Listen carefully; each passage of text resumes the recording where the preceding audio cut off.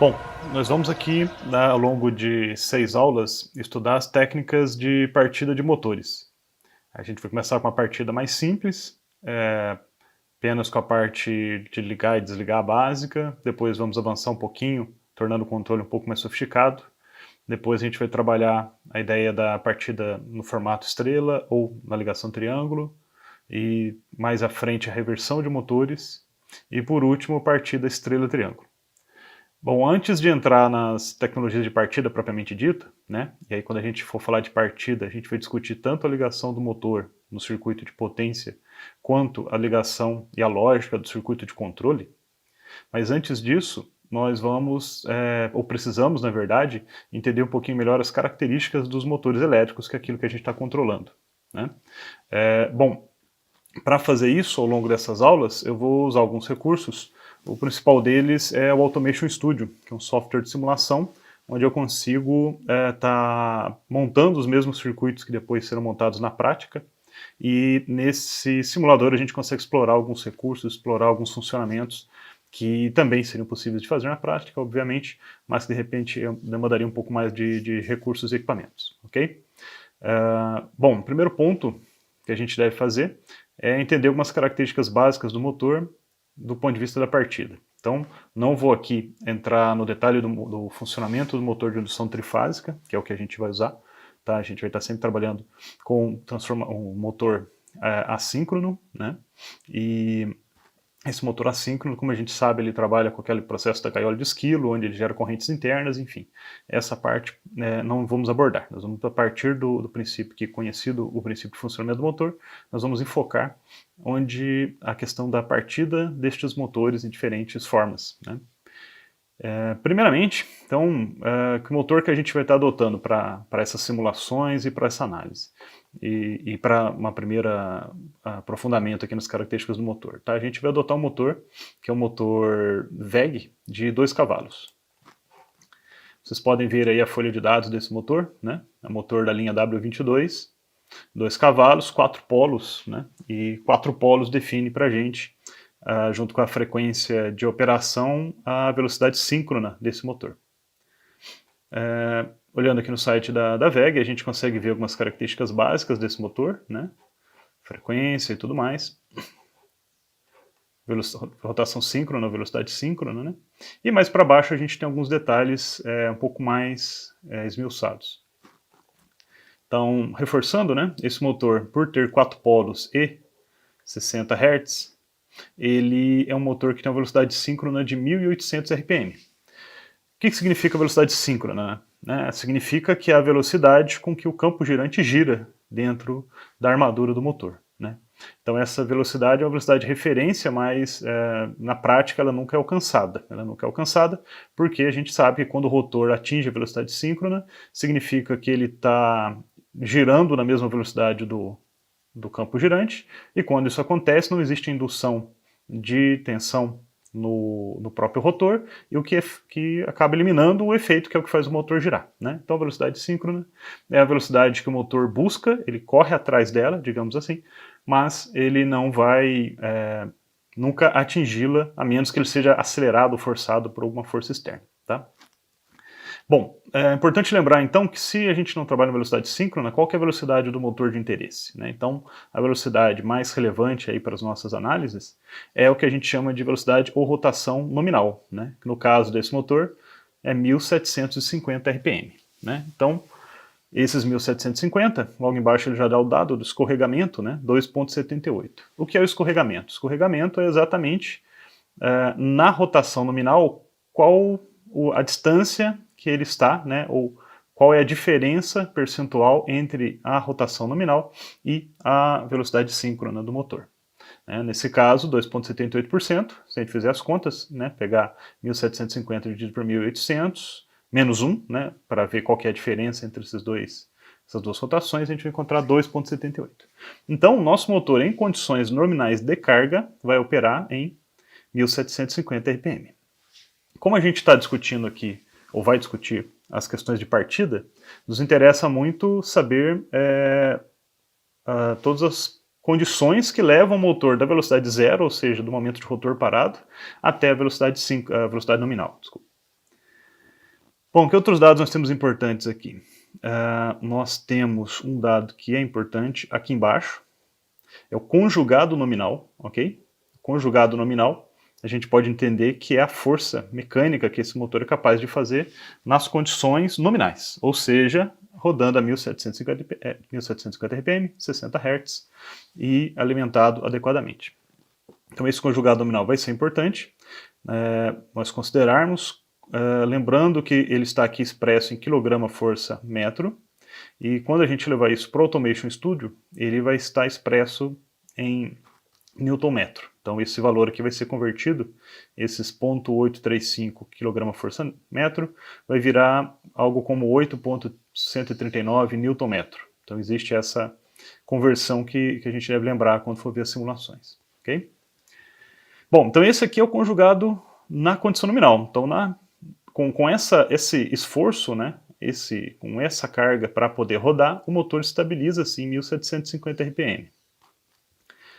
Além disso, outras informações muito importantes que nós temos aqui é com relação ao conjugado de partida e o conjugado máximo. Eles são expressos percentualmente em função do conjugado nominal. Então significa que esse motor consegue partir com um conjugado 2,7 vezes maior do que o conjugado nominal.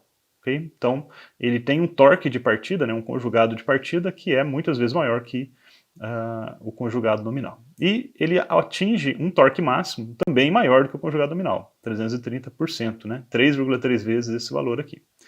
Então, é importante saber que o motor de indução trifásica, né, ele tem esse torque variando ao longo do tempo, a gente vai ver isso em gráficos depois, né? Mas é importante considerar isso porque, obviamente, na partida ele tem que vencer um momento de inércia da massa, seja lá o que for que ele está rodando, né? Então, obviamente, esse torque sempre tem que ser superior. Okay? Outra informação muito relevante que a gente tem aqui é com relação à tensão de alimentação. Está aqui, né, a tensão nominal desse motor é 220/380. Então, o que é 220/380? 220 é a ligação dele em estrela, em triângulo, né, e 380 eu estaria ligando esse mesmo motor em estrela, ok?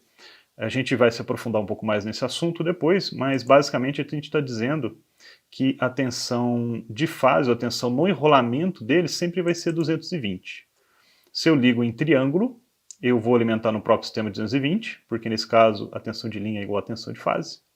E se eu vou ligar esse motor em estrela, eu posso até ligá-lo em 380 volts, né? De maneira que eu continuo tendo uma tensão de fase 220 sobre cada enrolamento. Essa informação, então, significa que esse motor ele opera nas duas tensões e nessas duas tensões ele vai apresentar as mesmas condições, ou seja, mesmo torque nominal, mesma rotação nominal, quando ligado nas duas configurações em diferentes tensões. Bom, aqui embaixo nós temos também duas informações muito importantes, que são a corrente nominal e a corrente de partida.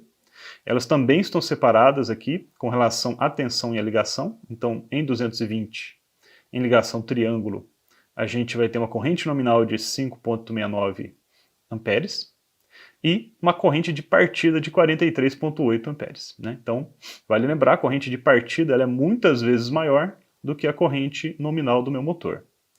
Isso vai ser uma das razões da gente estar estudando ou trabalhando a partir de estrela e triângulo.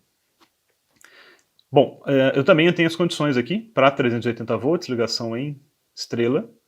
Ele vai ter como corrente nominal 2,29 e como corrente de partida 25,4 amperes. Né? Isso está expresso aqui de outra maneira, está falando que a relação IP, né, corrente de partida por IN, corrente nominal, igual a 7,7, né? Ou seja, na partida a corrente desse motor, independente da ligação, vai ser 7,7 vezes maior do que a corrente nominal, corrente de trabalho dele. Ele define também uma corrente a vazio, ou seja, sem carga, ele vai estar consumindo, né, vai estar puxando aqui 3,2 amperes na ligação em 220 e 1,865 na ligação em estrela. Né? O que significa isso? Que o motor ele tem perdas, né, basicamente perdas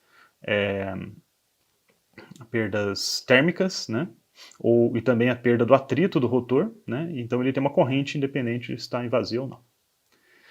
Ok, então acho que dos dados do motor aqui dessa tabela, talvez sejam os mais importantes. Aqui embaixo também a gente pode ver com relação à eficiência e fator de potência desse motor. Então notem que a eficiência do motor, ou seja, a conversão, o que define eficiência? O que define eficiência é o percentual da energia elétrica que é convertido em energia mecânica. Então no motor o motor é uma máquina de converter energia elétrica em energia mecânica. Obviamente não conseguimos converter 100% da energia, existem perdas internas. E essas perdas elas variam inclusive com a quantidade de carga que eu tenho. Então, na condição ideal, ou seja, trabalhando com 100% de carga nominal, nós obtemos 86,5%, 86% de eficiência no meu sistema. A 75% da carga, a gente obtém 86% e a 50% 84%. Então, a eficiência cai conforme o motor está com uma carga fora da carga nominal. Da mesma maneira, o fator de potência, que também tem uma importância grande nos sistemas elétricos, inclusive do ponto de vista de carga total do sistema e até a parte de tributação.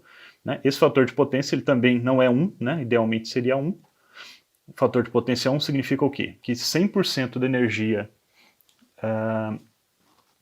elétrica consumida ela é convertida em ou energia mecânica ou calor, Então ela é 100% da energia seria uma carga ativa, No caso a gente chega no máximo em 80%. E por que 80%? Porque obviamente nós temos um componente reativo que vem das indutâncias do enrolamento do motor, Então esse fator de potência em carga nominal é de 0,8, a 75% da carga 0,72 e a 50% da carga 0,59. Tá. Bom, daí a gente pode já concluir uma coisa interessante para levar para o futuro, que é o motor trabalhando com folga em relação à sua característica nominal, o que pode eventualmente parecer uma vantagem, porque eu estou demandando menos do motor, na verdade é uma desvantagem muito grande, porque eu não estou trabalhando numa condição ótima de trabalho. E não trabalhar na condição ótima de trabalho, nesse caso, significa ter menos eficiência e um fator de potência muito pior do que poderia estar na condição de trabalho. Então, quando dimensionar motores, a gente deve considerar que esse motor deve estar dimensionado muito próximo ali da sua região de trabalho nominal. Tá? A gente vai ver que isso também vai ter uma implicação em termos de corrente, que também é problemática para a nossa instalação. Bom, temos outras características aqui, não vou interessar muito no momento. O que é importante guardar daqui? Importante guardar alguns dados, eles vão estar registrados no outro local aqui também, mas são as correntes de partidas, correntes nominais, velocidade síncrona, velocidade nominal, muito importante.